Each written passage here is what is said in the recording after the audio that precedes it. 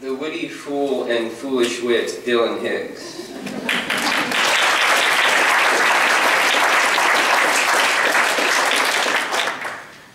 Thank you, Matt, and for everyone else who put this together. It's a really fun night. I'll just say that this is maybe a little page-bound, so I'll just briefly explain that. So I have these little headers in pretty little uppercase letters, and then a line, a prosy line.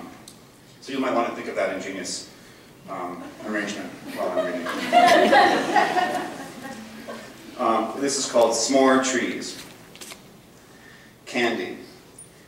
For nearly an hour, Candy couldn't account for the cut on her right pinky.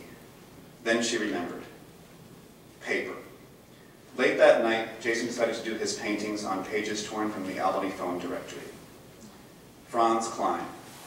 14 years ago, I sat in a chain bookstore reading an interview with the great German painter. Field Guide.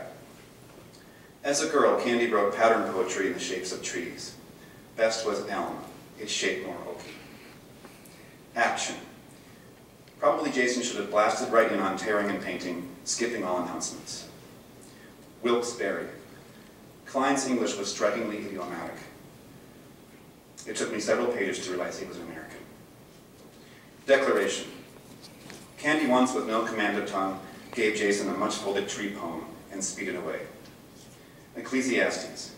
Someone at a kegger told Jason that phone book painting had been exhausted half a century ago. Ungerechtigkeit. During World War I, my great-grandfather and Almerville's other Germans were ostracized. Pillow-muffled tears.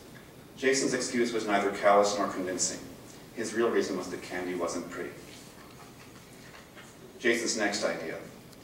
Henry Winkler in the corner of a huge white canvas crossed with bars of black paint.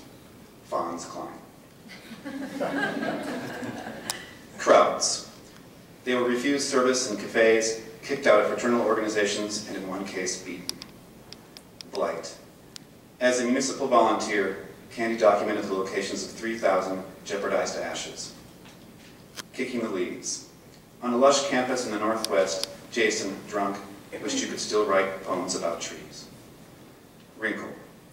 Later, I learned that the cuckold who beat my great-grandfather was a German-American himself. The future. Before her death, Candy's axe-shaped tree poems had assumed an extreme simplicity and beauty. Candy. More than once, she told me, we needed a Winn-Dixie bag full of something other than groceries. Thank you.